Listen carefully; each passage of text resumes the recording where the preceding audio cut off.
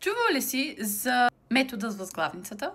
Той е един от най-разпространените, но силни ритуали за манифестация. И всичко, което ти трябва, е лист хартия, химикалка и възглавницата ти. Напиши своето желание ясно, кратко и в сегашно време.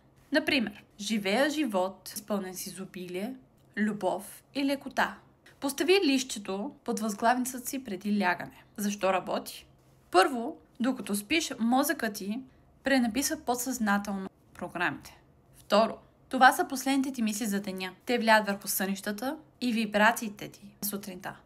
Трето, засилваш намеренията си и в същото време се освобождаваш от съпротивата, която блокира манифестацията. А моментите преди сън и точно след събуждане са най-мощните за програмиране на ума ти. Опитай го тази вечер и виж какво ще се промени в следващите дни. Запази това видео като напомня и ми сподели в коментар какво се е случило.